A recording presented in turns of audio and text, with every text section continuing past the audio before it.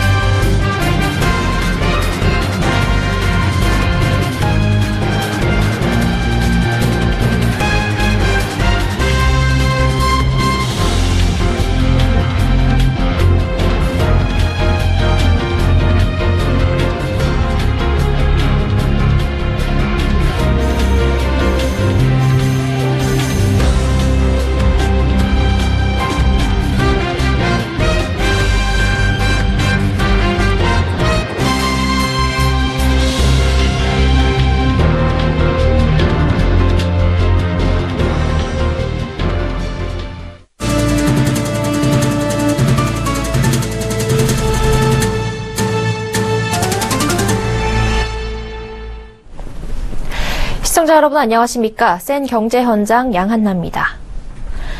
광교와 동탄 이신도시 등 일부 오피스텔 분양단지에서 이상 과열 현상이 벌어지고 있습니다. 청약 접수를 위해 17시간 동안 줄을 서는 것도 마다하지 않는 수요자들이 수천 명씩 몰린 건데요.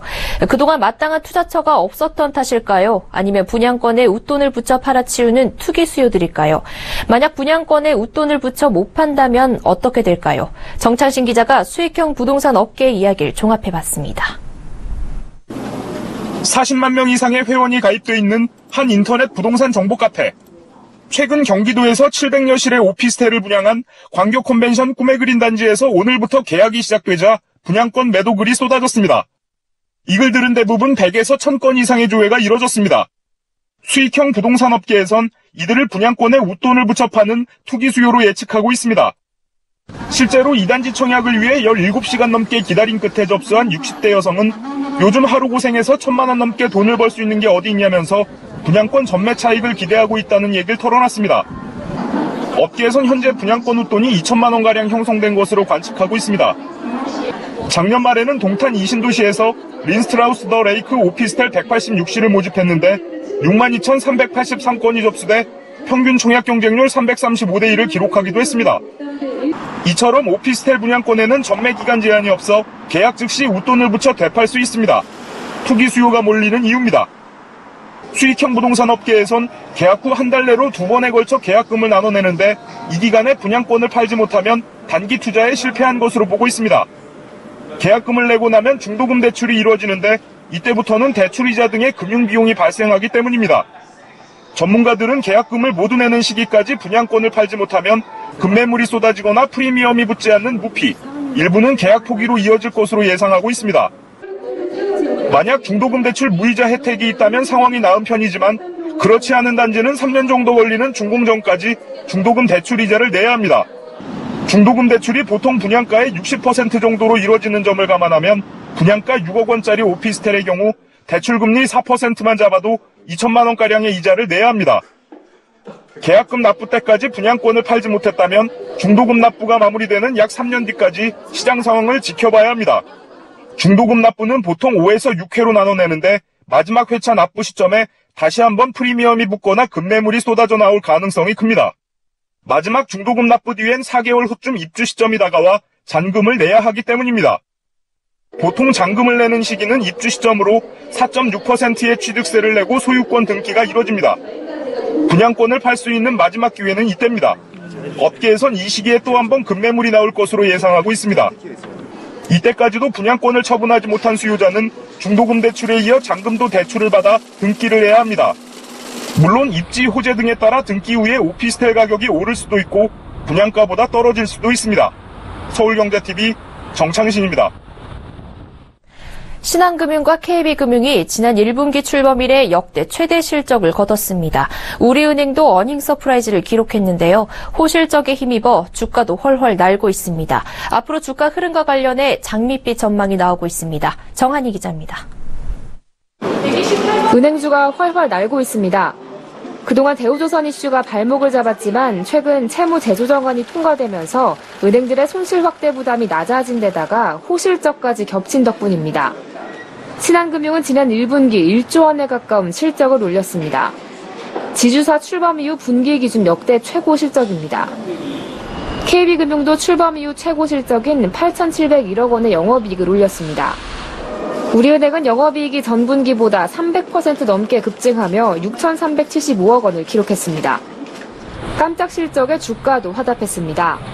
최근 일주일간 KB금융은 4.8% 오르며 5만 원을 돌파했고 신한지주는 3% 상승했습니다. 우리은행은 7거래일째 강세를 보이며 14,000원대로 올라섰습니다. 이번 깜짝 실적에는 일회성 이익의 영향도 컸지만 이를 제하더라도 의미 있다는 게 전문가들의 분석입니다. 사실 일회성 이익이 많이 있었고요. 근데 그거 제외하고 봐도 좋았다. 결국에는 NIM이 올라왔고 NIM이 1bp만 개선돼도 연간 이익은 300억 늘어나거든요. 순이자 마진이 개선되면서 이자 이익이 증가하고 수수료 이익도 늘어나는 등 핵심 이익이 증가하는 데 힘입어 주가도 상승 탄력을 받을 것이란 전망입니다. 미래에셋대우와 동부증권은 KB금융에 대한 목표 주가를 각각 63,500원, 69,000원으로 올렸고 유진투자증권은 신한지주의 목표 주가를 62,000원으로 상향 조정했습니다. 서울경제TV 정한입니다. 운전자의 피해를 줄여주는 에어백이 등장해 보험료 할인이 도입된 것은 지난 1995년이었습니다. 현대자동차를 기준으로 국내 에어백이 도입된 것은 1992년인 것을 감안하면 3년 만에 기술 발달이 보험료에 반영된 건데요. 차가 알아서 전방의 장애물을 감지해 제동까지 하는 자동 긴급 제동 장치도 본격 등장한 지 3년이 지났습니다. 그런데 자동 제동 장치에 대한 보험료 할인은 여전히 감감무소식입니다. 정훈규 기자입니다. 달리던 차량이 전방에 정지한 차를 발견하고 급제동합니다. 자동 긴급 제동 장치가 장착돼 운전자의 개입 없이 차가 알아서 멈춰선 겁니다. 삼성교통안전문화연구소에 따르면 이처럼 자동 제동 장치가 장착된 차량은 기존 차량보다 추돌 사고 발생이 약 25% 감소한 것으로 나타났습니다. 기술 발달로 자동차 사고의 3분의 1 이상을 차지하는 전면부 충돌 사고가 획기적으로 줄어든 겁니다. 한 보험사의 사고 차량 중 317대를 임의로 선발해 파손 사진을 분석해봤더니 엔진이 위치한 심도 3 이상까지 파손되는 중파손 차량은 단 한 대도 없었습니다. 반면 미장착 차량은 운전석까지 찌그러지는 심도 5 이상 차량도 있었습니다. 그러나 이 같은 차 사고 경감은 아직 보험료 할인으로 이어지지 않고 있습니다. 에어백의 경우 현대자동차를 기준으로 지난 1992년 9월 뉴 그랜저에 최초 적용됐는데 보험사들은 3년 만인 1995년부터 에어백 장착 차량에 보험료 할인을 적용했습니다. 자동 제동 장치는 지난 2013년 11월 출시된 신형 제네시스에 최초 적용된 이후 3년이 지났지만 아직 보험료를 할인해주는 보험사는 없습니다. 보험업계는 아직 보급률이 낮아 신뢰할 만한 모집단이 나오지 않았다는 이유를 듭니다. 자동 긴급 제동 장치는 최근 경차나 소형차에도 장착돼 빠르게 확산되고 있습니다. 기아자동차에 따르면 경차인 모닝도 자동 제동 장치가 장착돼 판매되는 비중이 50%를 넘었습니다. 소비자들은 추가 비용을 들여 사고 가능성을 줄인 차를 사고도 여전히 보험료는 기존 차량 수준으로 내고 있는 셈입니다. 서울경제TV 정원규입니다. 국내 완성차 업계가 올해 들어 잇따라 리콜 사태를 맡고 있습니다.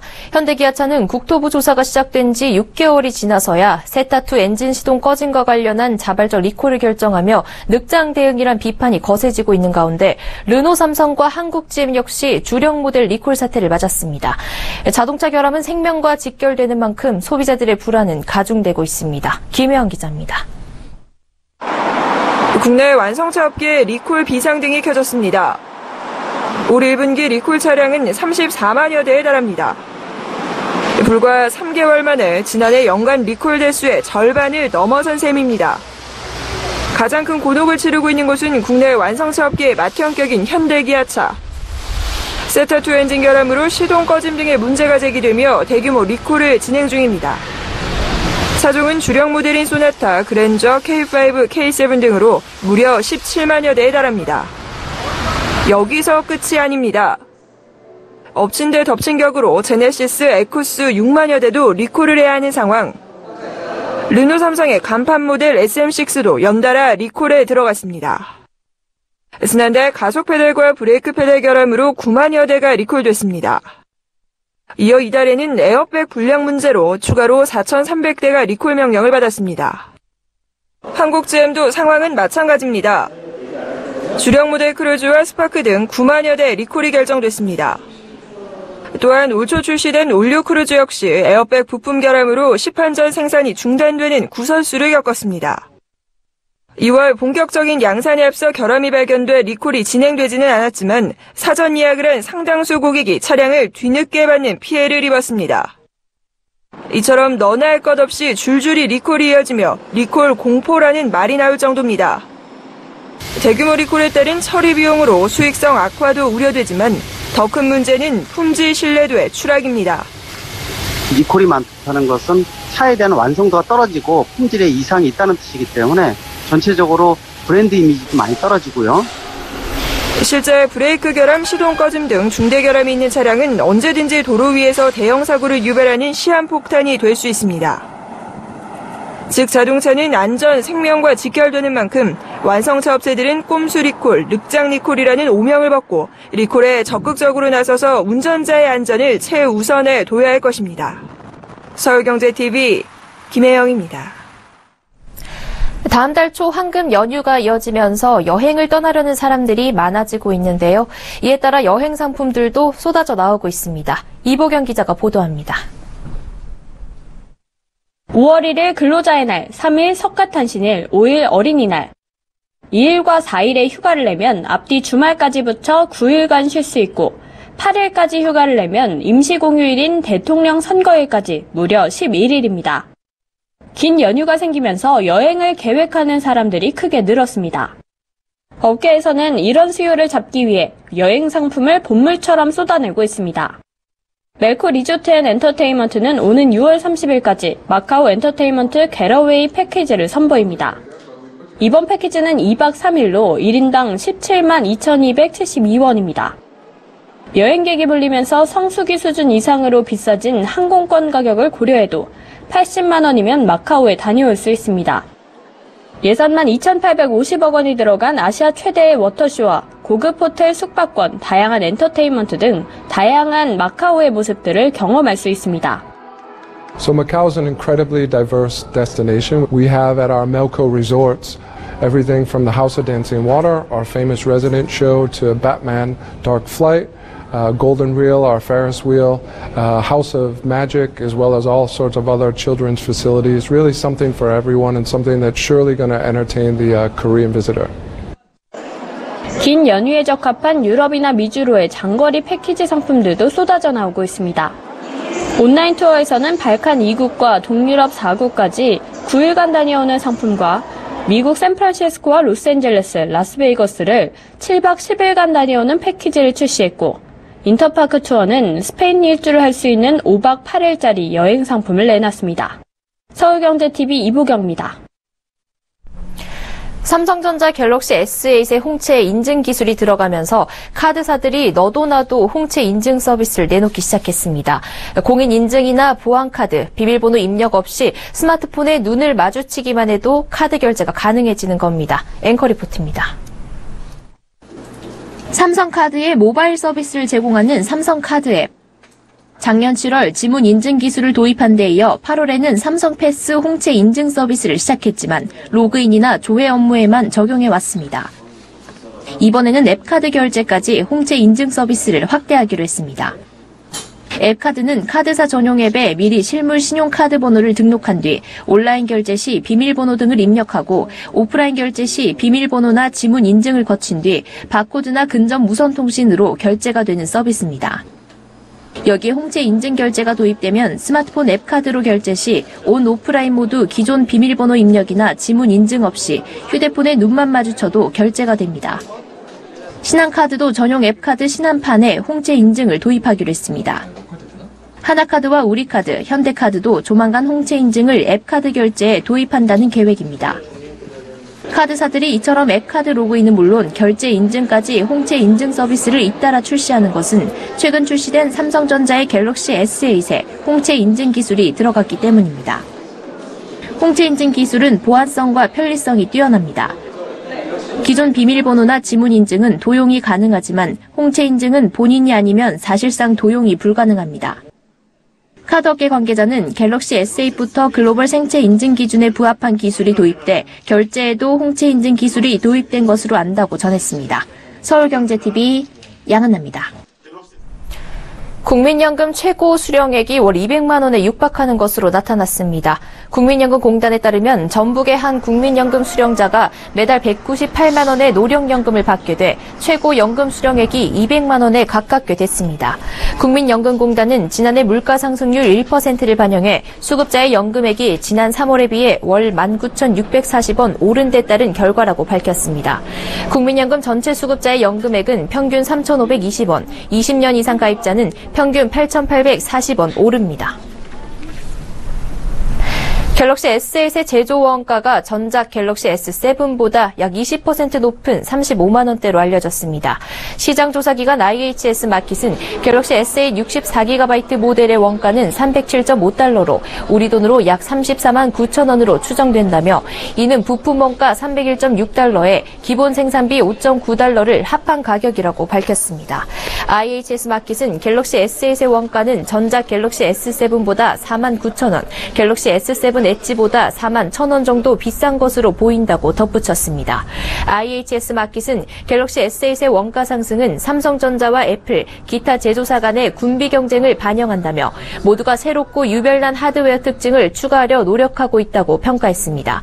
삼성전자 갤럭시 S8 64GB 모델의 국내 출고가는 93만 5천 원으로 원가와 제품 개발비, 물류비, 광고 선전비 등 마케팅비와 제조사 몫의 지원금 등을 두루 제하면 실제 한 대당 수익은 10만 원에 미치지 못할 것이라는 게 전자업계의 지배적인 관측입니다. 증권사 등 금융회사의 계열사 펀드 판매 비중을 전체 절반 이하로 규제하는 규정이 2년 더 연장됩니다. 금융위원회는 오늘 계열사 펀드 판매 상한과 계열사 투자 부적격 증권의 펀드 일임 신탁 편입 제한, 계열사 투자 부적격 증권 투자 권유 제한 등 3가지 규제의 효력을 2년간 추가 연장하는 내용의 금융투자업 규정 일부 개정안을 고시했다고 밝혔습니다. 이 규제는 금융투자 관련 거래가 계열사 간 집중되는 것을 막기 위해 지난 2013년 4월 고시한 것으로 2015년 한 차례 연장된 바 있습니다. 계열사 펀드 판매 상한은 분기별 계열사 펀드에 대한 신규 판매 금액을 총 펀드 판매 금액의 50% 이하로 제한하는 겁니다. 금융위는 계열사 펀드 누적 판매 비중이 지난해 말 기준 42.2%로 여전히 높고 특히 펀드 판매 상위 10개사의 계열사 판매 비중이 54%에 이르는 만큼 거래 집중을 개선할 필요가 있다고 판단했습니다. 또 대기업 구조조정이 진행 중이고 미국의 금리 인상 등 세계 경제의 불확실성이 커지고 있는 점을 고려해 일선 창구에서 투자자에게 투자 부적격 등급의 계열사 증권을 판매하거나 펀드 등에 편입하는 행위도 계속 제한하기로 했습니다. 울산시 소방본부에 따르면 오늘 낮 12시경 울산시 울주군 SOL 공사 현장에서 110m 높이의 타워 크레인이 넘어지며 윤활기 배관을 덮쳐 폭발을 동반한 화재가 일어났습니다. 이 사고로 근로자 2명이 가슴과 다리를 다쳐 병원에 이송됐고 나머지 근로자들은 대피했습니다. 소방본부는 12시 30분쯤 화재 진압을 완료했고 경찰은 정확한 사고 경위 등을 조사하고 있습니다. 뇌물수수 혐의 등으로 구속된 박근혜 전 대통령이 삼성동 자택을 매각하고 내곡동에 새 사저를 구입했습니다. 삼성동 사저가 낡은 데다 이웃 주민의 불편을 고려해 사저 매각을 결심한 것으로 알려졌습니다.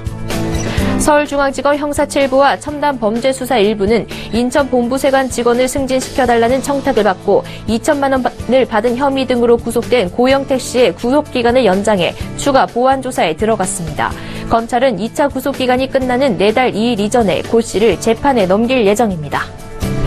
호주 커틴대 경제금융학부 송기태 교수에 따르면 한국에서 35에서 54세 고령의 아이를 출산하는 남성이 10년 만에 2배 가까이 늘어났습니다. 지난 2000년 이 나이대 아빠가 된 비율은 전체 기혼 남성의 20.2%에 불과했지만 10년 뒤인 2010년에는 38.7%로 뛰었습니다.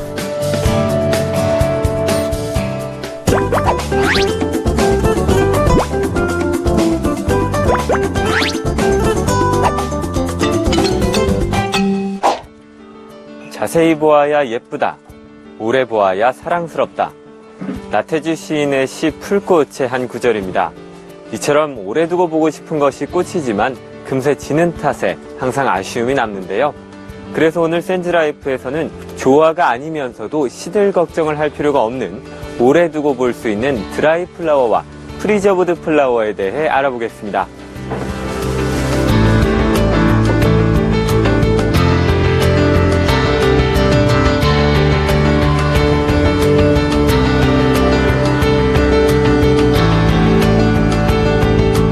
전국에서 꽃축제가 열리고 꽃을 찾는 고객들로 꽃시장도 붐비는 요즘이지만 생화만큼이나 인기를 얻는 시들지 않는 꽃들이 있습니다.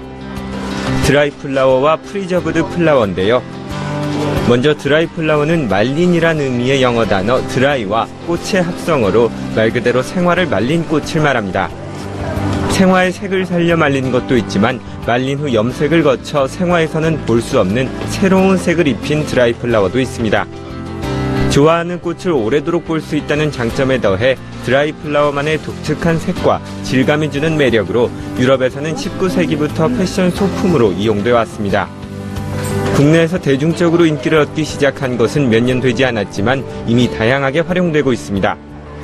엽서에 장식해 편지에 특별함을 더할 수도 있고 방향제와 함께 장식하면 훌륭한 생활 소품이 됨과 동시에 계절에 관계없이 꽃향기를 맡는 듯한 기분을 느낄 수 있습니다. 드라이 플라워는 조금만 주의를 기울이면 집에서도 쉽게 만들 수 있습니다. 상하거나 색이 변한 잎이 없는 싱싱한 꽃을 줄기가 꺾이지 않도록 거꾸로 해서 매달아 2주 정도 말리면 됩니다. 밝은 것보다는 어두운 곳에서 말려주시는 게 좋으시고요. 습하지 않고 건조한 곳에서 말려주시는 게 좋습니다. 건조 기간이 짧을수록 색과 향이 잘 보존된 채로 마르기 때문에 잎이 크거나 수분을 많이 머금고 있는 꽃은 피하는 것이 좋습니다. 요즘 말리기 좋은 꽃으로는 작은 장미 종류나 카네이션 등이 있습니다. 꽃이 다 마른 후에 헤어스프레이를 뿌려두면 잎이 부서지는 것을 막을 수 있습니다. 드라이 플라워가 고유의 매력을 갖고 있긴 하지만 생화 그대로의 싱싱함을 유지하지는 못한다는 단점이 있는데요. 이를 극복한 것이 프리저브드 플라워입니다. 프리저브드는 보존된이라는 의미의 영어 단어입니다. 특수 보존액을 이용해 생화의 모습과 부드러운 촉감을 그대로 살렸기 때문에 프리저브드 플라워, 즉 보존화라 불립니다. 프리저브드 플라워 역시 유럽에서 먼저 개발됐습니다. 이후 일본을 거쳐 국내에는 2000년대 초반에 처음 소개됐습니다. 수분이 없고 가볍기 때문에 드라이 플라워와 마찬가지로 엽서 제작 재료나 인테리어 소품으로도 인기가 높지만 생화의 싱싱한 느낌을 간직하고 있다는 특징 때문에 꽃꽂이 재료로 많이 사용됩니다. 프리저브드 플라워를 이용한 소품 만들기나 꽃꽂이를 배울 수 있는 공방들도 점점 늘어나고 있습니다. 프리저브드 플라워는 탈수와 탈색, 보존과 착색 과정을 거쳐 만들어지는데 우선 싱싱한 생화를 수분과 색을 제거해주는 약품에 담급니다. 하루 정도 담가두면 꽃의 색이 완전히 빠져 하얗게 되는데 이렇게 탈색된 꽃을 원하는 색의 염료를 넣은 보존액에 다시 하루 정도 담가두면 꽃의 염료와 보존액이 스며들면서 프리저브드 플라워가 완성됩니다. 완성된 프리저브드 플라워는 약 일주일의 건조 과정을 거쳐야 사용이 가능합니다. 제작이 간단해 보이지만 꽃마다 만드는 과정이 조금씩 다르고 화학약품을 사용하기 때문에 프리저브드 플라워를 직접 만들 때에는 반드시 전문가의 도움을 받아야 합니다. 길게는 3년 이상 생화의 모습을 유지하기 때문에 천일화라고도 불리는 프리저브드 플라워지만 더 오래 꽃을 즐기기 위해서는 관리가 필요합니다. 색이 빠지거나 변할 수 있기 때문에 물을 주어서는 안 되고 직사광선은 피하는 것이 좋습니다. 습한 환경이나 건조한 환경에서는 꽃이 조금 약해질 수가 있기 때문에 유리돔이나 아크릴 박스와 같이 투명한 곳에다가 담아서 이때 보관하시면 더욱 오랫동안 감상하실 수 있습니다. 그냥 보기도 좋고 소품으로 활용하기도 좋은 드라이 플라워와 프리저브드 플라워. 오랜 싱싱한 생화도 좋지만 사계절 변함없는 시들지 않는 꽃의 매력을 느껴보시는 건 어떨까요? 서울경제TV 김성훈입니다.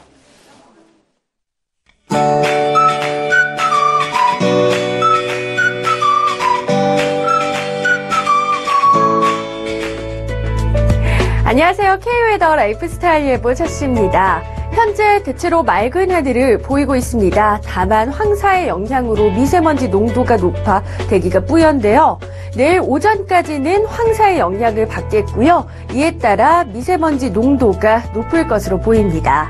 오후 들어서는 미세먼지 농도도 보통 단계를 회복하겠고 기온도 서울 20도, 광주 22도로 오늘보다 높아 따스하겠습니다.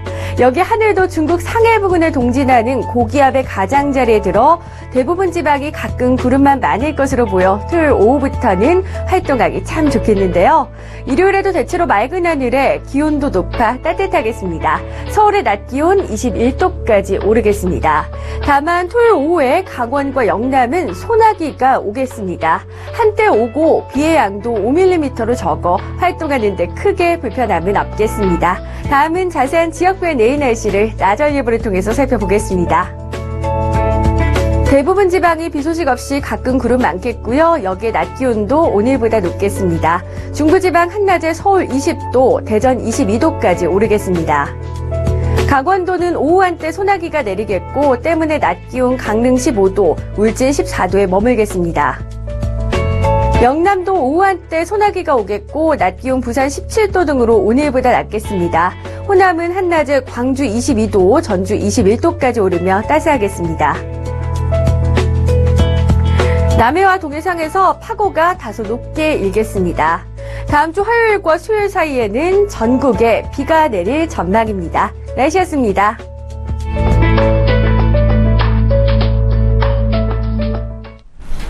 센 경제 현장 여기까지입니다. 시청해주신 여러분 고맙습니다.